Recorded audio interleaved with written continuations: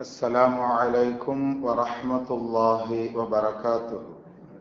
نحمده ونستعينه ونستغفره ونؤمن به ونتوكل عليه ونعوذ بالله من شرور أنفسنا من سيئات أعمالنا. من يهده الله فلا مضل له ومن يضلله فلا هادي له. ونشهد أن لا إله إلا الله وحده لا شريك له. ونشهد أن سيدنا مولانا محمدا عبده ورسوله. قال الله تعالى في القرآن العظيم والفرقان المجيد: أعوذ بالله من الشيطان الرجيم. بفضل بسم الله الرحمن الرحيم. كلوا واشربوا هنيئا بما أسلفتم في الأيام الخالية. قال نبينا صلى الله عليه وسلم: اللهم اغفر ذنبا وطهر قلبه وحسن فرجه، أو كما قال عليه الصلاة والسلام وتسليم. صدق الله المولانا العلي العظيم وصدق النبي صلى الله عليه وسلم. رب اشرح لي صدري ويسر لي أمري واحلل عقدة من لساني يفقه قولي. سبحانك لا علم لنا إلا ما علمتنا إنك أنت العليم الحكيم. புகழ் அனைத்தும் அல்லாஹ்விற்கே சொந்தம். இருளகத் தலைவரும் பெருமானார் ரசூலே கரீம் ஸல்லல்லாஹு அலைஹி வஸல்லம் அவர்கள் மீதும் அவர்களை பின்பற்றிய சஹாபாக்கள், தாபீன்கள், தபா தாபீன்கள், இமாம்கள், அவுலியாக்கள், ஷுஹதாக்கள், நாதாக்கள், சாலிஹீன்கள், குறிப்பாக அமர்ந்திருக்கக்கூடிய நம் அனைவர்களின் மீதும், முஃமினான முஸ்லிமான ஆண் பெண் அனைவர்களின் மீதும் அல்லாஹ்வுடைய சாந்தியும் சமாதானமும் அன்பும் அருளும் பாதுகாப்பும் என்றும் உண்டாவதாக. ஆமீன். அல்லாஹ் தஆலா நம் அனைவர்களுக்கும் நோயற்ற வாழ்வை தந்தருள் புரிவானாக. அவனை நினைத்து வாழக்கூடிய நல்ல முஃமின்களாக நம் அனைவர்களையும் அல்லாஹ் கபூல் செய்வானாக. ஆஸ்பத்திரிகளுடைய செலவுகள் சிரமங்களை விட்டு அல்லாஹ் காத்தருள் புரிவானாக. நல்ல மனைவி மக்களை அல்லாஹ் நசீபாக்கி தருவானாக. கடமையான அனைத்து தொழுகைகளையும் சரியாக நிறைவேற்றக்கூடிய பாக்கியவான்களில் அல்லாஹ் நம் அனைவர்களையும் பொருந்திக் கொள்வானாக. அவனை சந்திக்கும் வேளையில் கலிமாவோடு லா இலாஹ இல்லல்லாஹ் முஹம்மதுர் ரசூலுல்லாஹ் என்ற கலிமாவோடு அவனை சந்திக்கும் பாக்கியம் பெற்றவர்களாக நம் அனைவர்களையும் அல்லாஹ் பொருந்திக் கொள்வானாக. பிஹக்கி சய்யிதினா வ ஆலி சய்யிதினா முஹம்மதின் ஸல்லல்லாஹு அலைஹி வஸல்லம். 1446வது ஹிஜ்ரி ஆண்டு 5வது மாதமான ஜமாதுல் அவ்வல் மாதம் 1வது ஜும்மாவிலே நாம் அமர்ந்திருக்கிறோம்.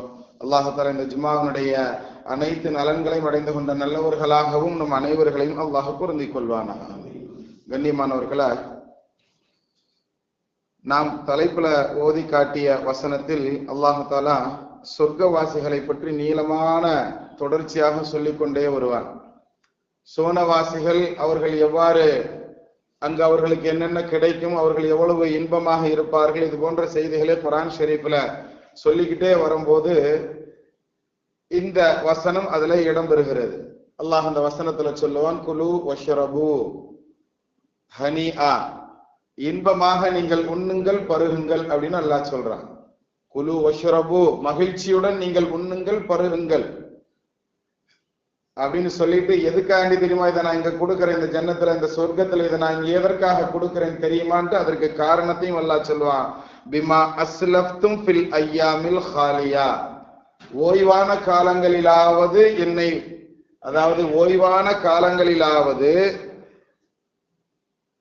இந்த ஜன்னத்துல இது மாதிரி கிடைக்கணுங்கிறதுக்காக வேண்டி நீங்கள் முற்படுத்தி நீங்கள் உலகத்துல செஞ்சீங்க பாருங்க, அந்த நல்ல விஷயத்துக்காக வேண்டி இங்க சாப்பிடுங்க.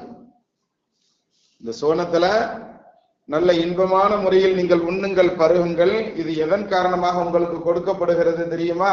நீங்கள் ஓய்வான காலங்களிலாவது உலகத்துல நீங்கள் செய்த நல்ல விஷயங்களுக்காக வேண்டி அப்படின்னு அல்லாஹ் தஆலா ஒரு சிறிய வசனத்துல சோனத்தில் கிடைக்கப்பெறக்கூடிய ஒரு நல்ல உணவு, நல்ல பானத்தை பத்தி சொல்லிட்டு, அது ஏன் கொடுக்குறோம் தெரியுமா? நீங்கள் உலகத்தில் செய்துவிட்ட நல்ல காரியங்களுக்காக அப்படின்னு அல்லாஹ் சொல்லுவோம்.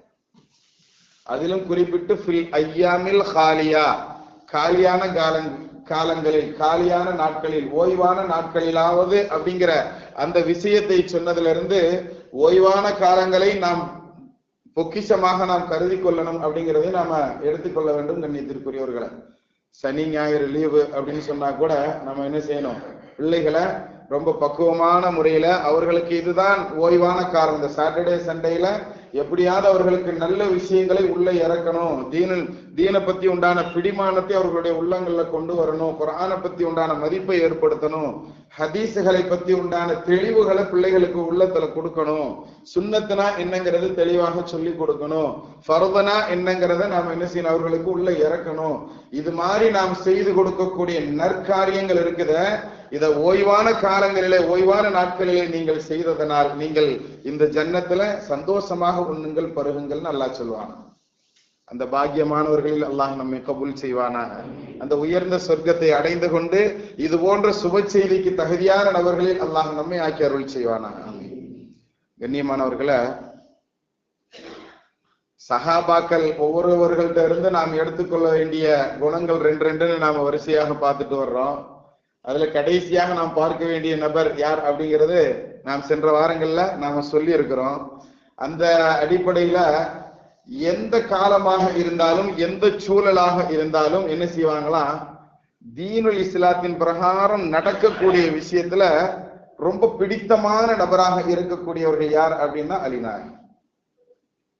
அதாவது வீரத்திற்கு பெயர் போனவர்கள் நாம சொல்லுவோம். அசல்ல அந்த வீரம் அப்படிங்கிறது இவர்களுக்கு இதன் காரணமாகவும் கிடைத்திருக்கலாம் என்பதாக வரலாற்று ஆசிரியர்கள் குறிக்கிறாங்க. எவ்வளவு பெரிய கடுமையான குளிர் காலமாக இருந்தாலும் பச்சை தண்ணியில தான் உதவி செய்வாங்க.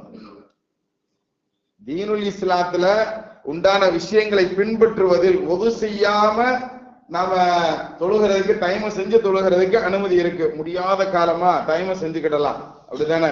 சுத்தமான மண்ணின் மீது அல்லது மணலின் மீது நம்மளுடைய கைகளை ஒரு தடவை அடிச்சு முகத்துல தடவிக்கிறது, இன்னொரு தடவை அடிச்சு நம்மளுடைய 2 கைகளையும் தடவிக்கிறது. இதற்கு பெயர் தயமம். என்னால முடியாத சூழ்நிலை, தண்ணியை பயன்படுத்தாத முடியாதனால நான் தயமம் செய்யறேங்கிற நியத்து வச்சுக்கிடணும் ஒண்ணு. 2வது, முகத்துக்கு தடவுறதுக்கு ஒரு தடவை நம்ம மண்ணின் மீது மண்ணிலையோ அல்லது மணல்லையோ நம்மளுடைய கைகளை அடிச்சு நம்ம முகத்துல தடவுறது. 2வது, இன்னொரு தடவை அடிச்சு நம்மளுடைய 2 கைகளையும் தடவிக்கிறதுங்கிறது தயமம். இந்த தயமம் செய்வதற்கு மார்க்கத்துல அனுமதிக்கப்பட்டிருந்தாலும் என்றுமே அவர்கள் தயமம் செய்வதில்லை என்பதாக வரலாற்று ஆசிரியர்கள் குறிக்கிறாங்க. பிடித்தம் எந்த அளவிற்கு பிடித்தம் அப்படின்னு சொன்னா, நல்ல ஆரோக்கியமாக நாம் இருக்கிறோம், சின்ன சின்ன ஒரு விஷயங்களுக்காக வேண்டி கூட நாம் என்ன செஞ்சிடறோம், லேசா ஏதோ அனுமதி இருக்குல்ல, அனுமதியில இருக்குதுல அப்படின்னு சொல்லிட்டு நாம் கவனக்குறைவாக நடக்கக்கூடிய விஷயங்களை கூட அலிநாயகம் என்ன செய்வாங்க அப்படின்னு சொன்னா ரொம்ப பிடித்தமாக நடப்பார்கள். அலிநாயகம் மட்டும் இல்ல, சஹாபாக்கள் எல்லாருமே அப்படித்தான். இவங்க கொஞ்சம் கூடுதல் அப்படின்னு நம்ம எடுத்துக்கிடலாம். ஒரு சஹாபிக்கு கண்ணாபரேஷன்ல அவங்க என்ன செய்யக்கூடாது, தலையை கொண்டு வந்து பூமியில வைக்க கூடாது. தலையை கொண்டு வந்து பூமியில சஜ்தா செய்யும் பொழுது நம்மளுடைய இரத்த நாணங்கள் எல்லாம் தலைக்கு அந்த இரத்த ஓட்டம் அதிகமாக கிடைக்குங்கிறதுனால கண் பாதிப்பு கூட கொஞ்சம் வர்றதுக்கு வாய்ப்பு இருக்குங்கிறதுனால கண் ஆபரேஷன் பண்றவங்க என்ன செய்யக்கூடாது, சஜ்தா செய்யறத தவிர்த்துக்கிடலாம். ஒரு அந்த சரியான நிலைக்கு வர்ற வரைக்கும் நீங்க என்ன செய்யுங்க, பலகையில அதாவது சேர்ல சஜ்தா செஞ்சுக்கோங்க. நம்ம விளங்குறக்காண்டி சொல்றேன். இது மாதிரி டேபிள்ல நீங்க இஷாரா முறையில சஜ்தா செஞ்சு தொழுவுங்க அப்படின்னு மருத்துவர்களை அறிவுறுத்திய போது கூட எனக்கு அப்படி கண்ணு வரணும்னு எனக்கு தேவையில்லைன்னு சொன்னவங்க எல்லாம் சஹாபாக்கள்ல இருக்கிறாங்க. சஜ்தா செய்யாமல் நான் தொழுகுவதா அப்படின்னு சொல்லி அந்த அளவிற்கு அந்த அனுமதி மார்க்கத்தில் இருந்தும் கூட இது போன்ற உண்டான சூழல்கள் சஹாபாக்களுக்கு மத்தியில் ரொம்ப அதிகம். அல்லாஹால அது போன்ற பிடித்தமான நபர்களை நம்மை கபூல் செய்யணும்.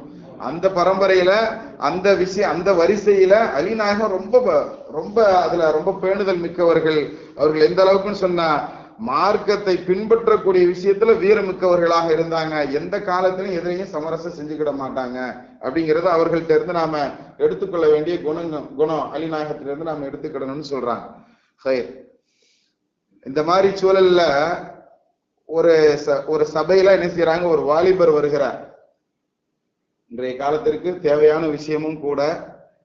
அந்த வாலிபர் என்ன செய்யறாரு அப்படின்னு சொன்னா, நபியிடம் வந்து இதில்லி யா ரசூலல்லாஹ், அல்லாஹ்வுடைய திருத்தூதரே எனக்கு மட்டும் பர்சனலா அனுமதி கொடுங்க, நான் மட்டும் என்ன செய்யறேன் விபச்சாரத்துக்கு எனக்கு அனுமதி வேணும்னு கேட்கிறார். சஹாபாக்கள் எல்லாம் உடனே மத்தவன கூடி இருக்கிறவங்களுக்கெல்லாம் ஆக்ரோஷமாக எழுந்திருக்கிறார்கள். ஒரு சின்ன விஷயம்னா கூட அப்படித்தானே ஒரு ஆக்ரோஷம் வரத்தானே செய்யும். அதுவும் பொதுப்படையான ஒரு சபையில இருந்துகிட்டு நம்ம ஒரு விஷயத்தை பத்தி மாற்றமான கருத்துக்க அதையும் பகிரங்கமாக கேட்கும் பொழுது கொஞ்சம் குந்தளிச்சுட்டாங்க சஹாபாக்கள். எல்லாரையும் அமைதிப்படுத்தினாங்க நபிகள் நாயகம் ஸல்லல்லாஹு அலைஹி வஸல்லம். நமக்கு தான் வரலாறு தெரியும். அந்த வாலிபரை கூப்பிட்டு வச்சு அருமையாக அவருக்கு சொல்றாங்க, நீ யாரோடு விபச்சாரம் செய்யணும்னு நினைக்கிறியோ அது ஒரு பெண்ணு தான். அந்த பெண் இருக்கும் இடத்தில் உன்னுடைய தாயோ அல்லது உன்னுடைய சகோதரியோ அல்லது உன்னுடைய மாமியோ அல்லது உன்னுடைய காலா சின்னம்மாவோ அல்லது உன்னுடைய மகளோ இது போன்று ஒரு உறவுக்கார பெண் இருப்பதை நீ விரும்புவியா அப்படிங்கறது பொறுமையா ஒவ்வொரு விஷயமாக எடுத்து சொல்லி நபி அவர்கள் என்ன செய்யறாங்க, இல்ல நான் இல்லை எந்த மனுஷனுமே விரும்ப மாட்டான் அப்படிங்கிறத அவருடைய வாயால அந்த விஷயத்த வாங்குறாங்க நபி ஸல்லல்லாஹு அலைஹி வஸல்லம். வாங்கிட்டு அந்த தோழருக்கு என்ன செய்யறாங்க, புரிய வைக்கிறாங்க. அது புரிய வச்சது மட்டுமல்ல, ஒரு ரிவாயத்துல வருது நபி ஸல்லல்லாஹு அலைஹி வஸல்லம் அவருடைய நெஞ்சின் மீது கை வைத்து இப்படி துஆ செஞ்சாங்க. அந்த தோழருக்காக வேண்டி, அந்த வாலிபருக்காக வேண்டி இப்படி துஆ செஞ்சாங்க. அல்லாஹும்ம ஃபிர் ஸம்பா, இறைவா இவருடைய பாவங்களை மன்னித்து விடு, இறைவா இவருடைய பாவங்களை மன்னித்து விடு. வஹஸ்ஸின் ஃபர்ஜா, இவருடைய மர்மஸ்தானத்தை பாதுகாத்து விடு. அருமையான அந்த துஆ. வதஹீர் கல்பா, அவருடைய உள்ளத்தை சுத்தப்படுத்து. நபி ஸல்லல்லாஹு அலைஹி வஸல்லம் இந்த மூன்று விஷயத்தை என்ன செய்யறாங்க, அவருக்கு சொல்லி கொடுப்பதை போன்று, அவருக்காக வேண்டி துஆ செய்வதை போன்று நமக்கு இந்த விஷயத்தை கற்றுக் கொடுக்குறாங்க. இந்த மூணையும் நீங்க எப்பொழுதுமே கேளுங்க. இறைவன்கிட்ட மன்னிப்பு கேட்கிறது, அல்லாஹும்ம மக்ஃபிர் தம்பி, இறைவா என்னைய மன்னிச்சிரு. ஒண்ணு, இறைவா என்னுடைய உள்ளத்தை சுத்தப்படுத்து அப்படிங்கிறது, வத்தஹிர் கல்பி அப்படிங்கிறது ரெண்டு.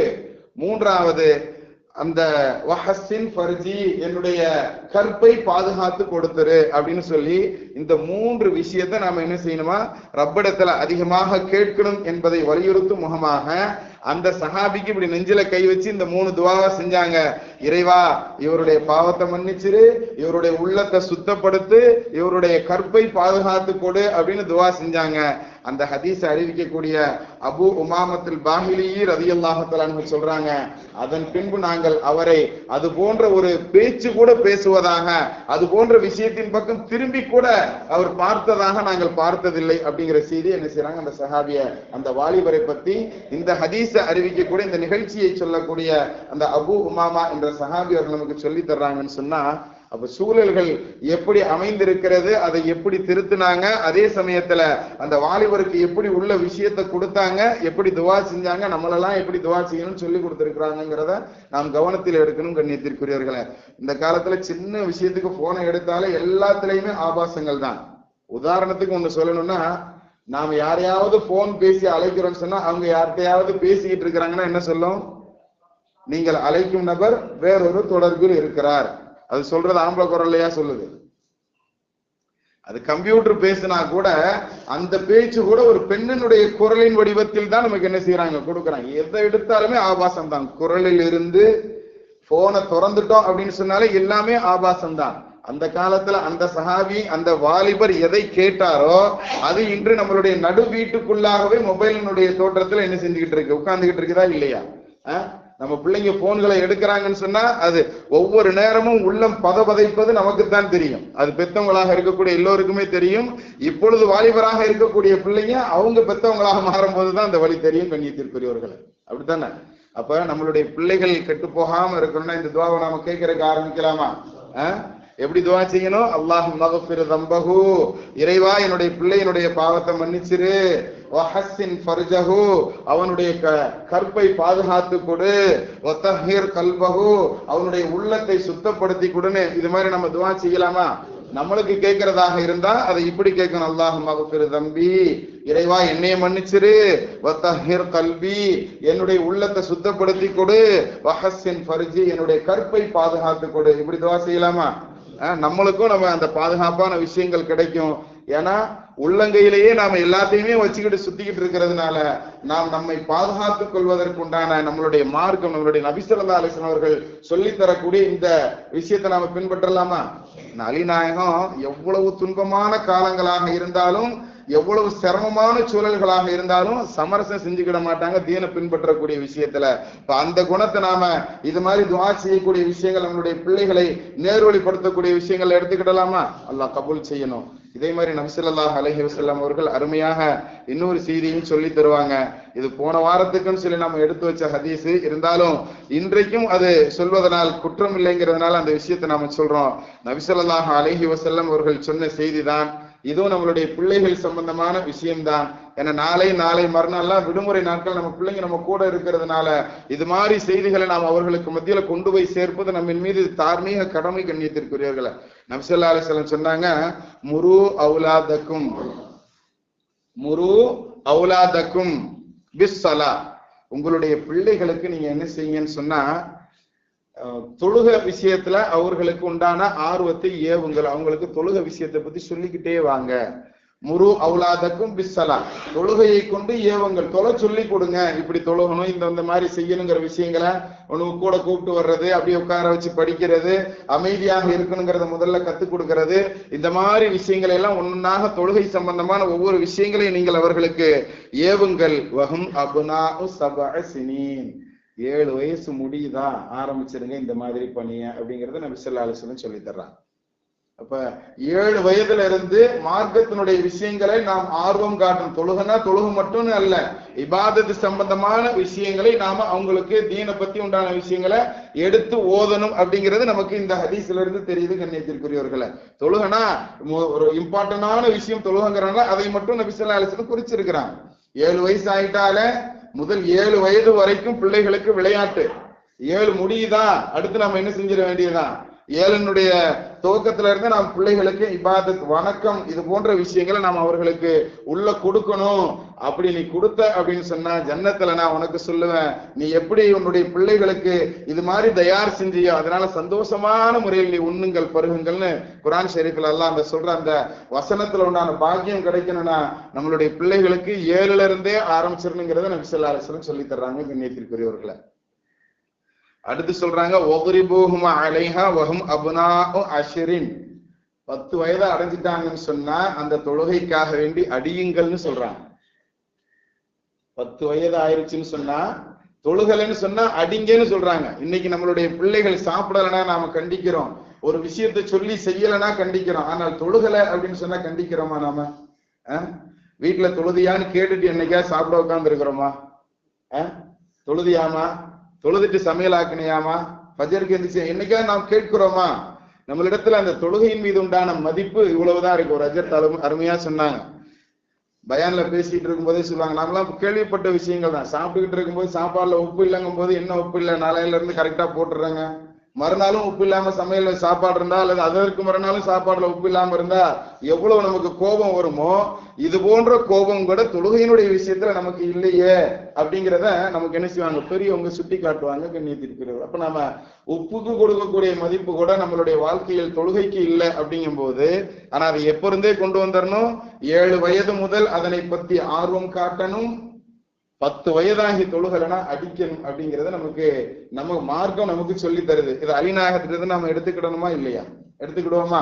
அலிநாயகம் எப்படி எவ்வளவு சிரமமான சூழல்களாக இருந்தாலும் தீனை பின்பற்றுறதுல என்ன செய்யல, அவங்க சமரசம் செய்ததே கிடையாது. பிடிவாதமாக அந்த அமலை எடுத்து செய்வாங்க.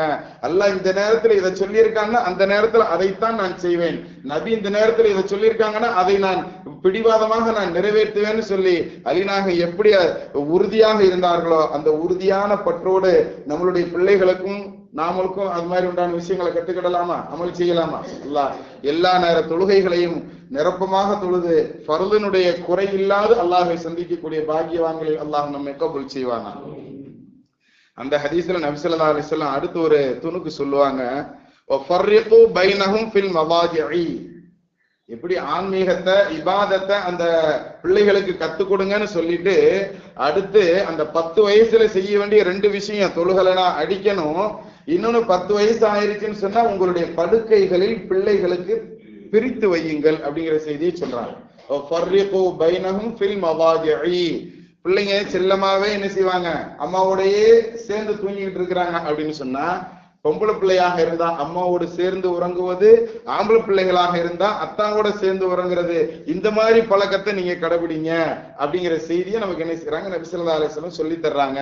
அப்ப அதாவது மகனாகவே இருந்தாலும் சரி 10 வயது ஆயிடுச்சுன்னு சொன்னா அந்த விஷயங்கள், அதாவது தூங்குவதனுடைய ஒழுக்கத்துல இருந்து உலக வாழ்க்கையினுடைய நடைமுறைகள்ல இருந்து எல்லாத்தையும் நம்ம அவர்களுக்கு கொடுக்கணுங்கிற ஒரு விஷயத்த நமக்கு என்ன செய்யறாங்க, எங்க நபி ஸல்லல்லாஹு அலைஹி வஸல்லம் சொல்லி தர்றாங்க.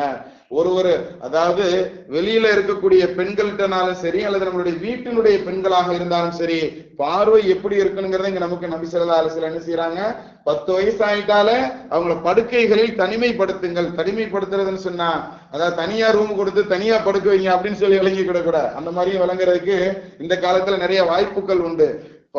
அதாவது ஃபர்ரிகு பைனஹும், தூக்கத்துல அவர்களுக்கு மத்தியில வேண்டான வித்தியாசத்தை சொல்லி கொடுங்கிறத நமக்கு நபி ஸல்லல்லாஹு அலைஹி வஸல்லம் சொல்றாங்க. யாரோட சேர்ந்து தூங்கணும், யாரோட சேர்ந்து தூங்க கூடாது, யாரோட எல்லாம் வெளியே பழகலாம், யாரோட எல்லாம் வெளியே பழகக்கூடாது, நம்மளை நம்புறவங்களுக்கு நாம எப்படி நடந்து கொள்ளணும், இது மாதிரி உண்டான விஷயங்கள். அதாவது ஒரு பெண்ணுக்கு பாதுகாப்பாக இருப்பதுதான் ஆண் அப்படிங்கிறது, இது போன்ற விஷயங்களை எல்லாம் பிள்ளைகளுக்கு இந்த அடிப்படையில நமக்கு நபி ஸல்லல்லாஹு அலைஹி வஸல்லம் அந்த ஒற்றை வார்த்தையில் சொல்லிட்டு போயிடுறாங்க. ஃபர்ரிகு பைனஹும் ஃபில் மதாஜிஇ, தூக்கத்துல உண்டான ஒழுக்கத்தை கூட நீங்க சொல்லி கொடுங்கன்னு சொல்றாங்கன்னா, யாரோடு சேர்ந்து உறங்கணும், யாரோடு சேர்ந்து பழகணும், ஆண்களோடு பெண்களும் சேர்ந்து படிக்கக்கூடிய இருபாலரும் சேர்ந்து இருக்கக்கூடிய கல்வி முறை உண்டான கூடங்களாக இருந்தாலும் அங்க எப்படி நடந்துக்கிடணுங்கிறது உள்பட எல்லாத்தையும் இந்த ஒத்தை வரை நமக்கு தெளிவுபடுத்துதான் இல்லையாங்கிறத நம்ம விளங்கிக் கொள்ளலாம் கண்ணியத்திற்குரியவர்களே. அப்ப நம்மளுடைய தீனுல் இஸ்லாத்தை பின்பற்றக்கூடிய விஷயங்கள்ல அலிநாயகத்தை போன்று பிடித்தமானவர்களாக இது போன்ற சின்ன சின்ன விஷயங்கள் இல்லாத நாம் கடைபிடிப்போமா? அல்லாஹ் அப்படிப்பட்ட பாக்கியவான்களை நம்மை பொருந்திக் கொள்வானாக. எப்படி சோனத்துல உங்களுக்கு உண்டான அதாவது சந்தோஷமான முறையில் உண்ணுங்கள் பருகுங்கள் அப்படின்னு அல்லாஹ் சொன்னானோ, அந்த பாக்கியம் பெற்ற நபர்களில் அல்லாஹ் நம்மை கபூல் செய்வானாக. பிஹக்கி சய்யிதினா வ ஆலி சய்யிதினா முஹம்மதின் ஸல்லல்லாஹு அலைஹி வஸல்லம்.